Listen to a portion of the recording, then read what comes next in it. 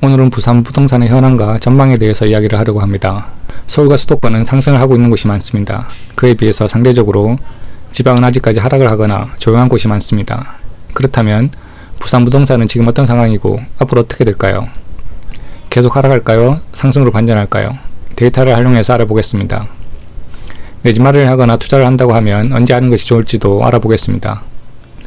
먼저 부산 부동산의 현재 시세를 살펴보겠습니다. 부산을 보시면 2022년 7월부터 하락을 하여 아직까지 하락을 지속하고 있습니다. 아직 하락이 멈추지 않은 상황인 것이죠. 상황이 이렇다 보니 이제 부산 부동산은 안 된다는 분위기가 많습니다. 부산은 젊은 사람은 줄고 노인만 남은 노인과 바다의 도시라고 말하는 사람도 있습니다. 이제 부산 집값은 오르기 어렵다고 보는 사람이 많습니다. 하지만 저는 그렇게 생각하지 않습니다. 부산도 상승 시기가 올 것으로 봅니다. 데이터를 계속 보면서 부산 부동산 전망도 같이 해보겠습니다.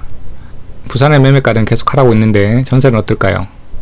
전세도 2022년 9월부터 쭉 하락을 계속하고 있습니다. 하지만 전세가의 하락은 거의 멈춘 상황입니다. 2024년 9월 전세가가 소폭 상승한 이후 현재는 보합 상태를 보여주고 있습니다. 많은 경우 전세가가 상승을 하면 얼마 동안의 시차를 두고 매매가도 따라서 상승을 하게 됩니다. 부산은 어떻게 될지 다른 지표도 확인하면서 알아보겠습니다. 부산은 미분양을 살펴보겠습니다. 미분양은 그 지역의 부동산 심리를 가장 잘 보여주는 지표 중에 하나입니다. 부산은 미분양 아파트가 22년부터 쌓이기 시작했습니다. 2024년 7월에는 최대인 5,862가구의 미분양 아파트가 쌓였습니다. 이후에는 미분양 물량이 조금은 줄고 있는 상황입니다. 할인 분양을 하는 곳도 생겨나고 있습니다. 부산에서 브랜드 아파트가 할인 분양이 나선 것은 2008년 글로벌 금융위기 이후 처음이라고 합니다. 다행인 것은 최근 들어 미분양이 조금씩 감소하는 추세를 보여주고 있다는 것입니다. 미분양이 줄어들지 늘어날지는 공급량과 밀접하게 연관이 되어 있습니다. 보통 미분양은 아파트 공급이 많은 곳에서 발생합니다. 수요 대비 공급이 더 많은 경우 생기는 것이죠. 그러면 부산의 아파트 공급 물량이 어떠했길래 미분양이 이렇게 많이 쌓이게 되었을까요? 부산의 공급 물량을 살펴보겠습니다. 부산은 지난 몇 년 적정 수요 대비해서 많은 아파트가 초과로 공급이 되었습니다. 수요보다 공급이 많다 보니 미분양이 많이 쌓이게 된 것이죠. 하지만 올해 2025년부터는 입주 물량이 많이 줄어듭니다. 이렇게 입주 물량이 줄게 되면 쌓여있던 미분양 물량도 조금씩 해소되리라 예상합니다. 특히 향후 몇 년간 지속적으로 입주 물량이 적정 수요 대비해서 적습니다. 미분양 물량이 해소되고 입주 물량이 적어지게 되면 다시 상승의 흐름이 올 수 있습니다. 부산의 청약 경쟁률은 어떨까요? 청약 경쟁률을 보면 부동산 분위기를 엿볼 수 있습니다. 분위기가 좋다면 청약 경쟁률이 높을 것이고 부동산 분위기가 좋지 않다면 청약 경쟁률이 낮거나 미달이 날 것입니다. 부산에서 최근에 분양한 아파트의 대부분이 청약 경쟁률이 매우 낮고 미달이 되었습니다. 분양 시장이 좋지 않습니다. 그만큼 현재 부산의 부동산 시장은 분위기가 좋지 않다는 것을 보여주고 있습니다.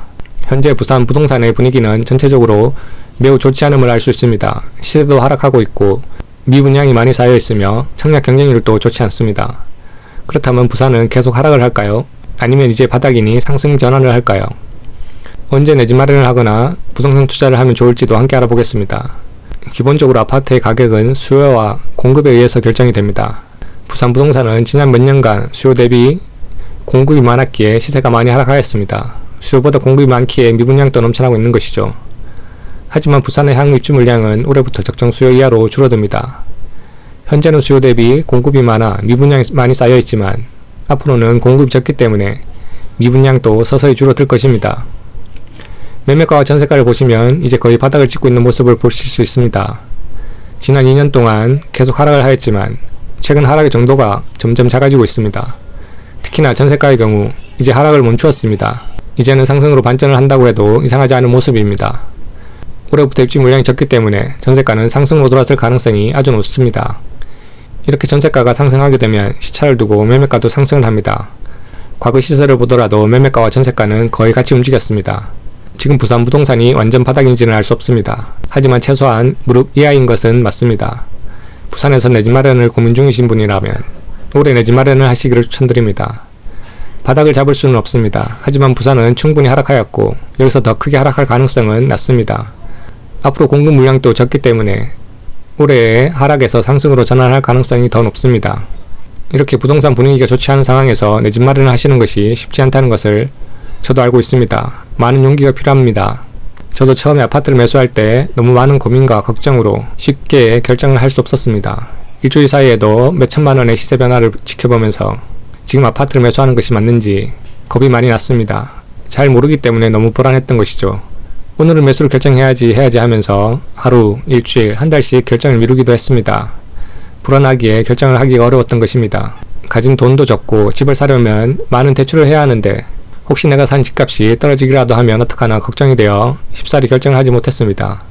그냥 전세로 살면 최소한 손해는 보지 않을 텐데라며 전세로 살고자 하는 마음도 컸습니다. 하지만 저에게는 어린아이들이 있어서 이사를 자주 가기는 어려웠습니다. 그래서 매수를 결정하게 되었습니다. 집값이 좀 떨어져도 괜찮다. 아이들과 매번 이사가지 않고 내 집에서 편안하게 살면 된다고 생각했던 것이죠. 다행히 집값은 떨어지지 않고 올라주었습니다. 그리고 그때부터 부동산 공부를 시작하게 되었습니다. 집값이 걱정도 되고 불안하기도 하고 저도 부동산으로 수익을 보고 싶었기 때문이죠. 오늘 보신 지표들도 처음에는 생소하고 어려워 보였지만 계속 보다가 보니 눈에 익어서 점점 익숙해지고 쉬워졌습니다. 그렇게 하나하나 부동산 공부를 해오고 있습니다. 앞으로도 제가 배운 부동산 관련 내용을 알려드리도록 하겠습니다. 구독해 두시면 나중에 찾아보실 때 도움이 되실 겁니다. 그럼 오늘도 끝까지 시청해 주셔서 감사합니다.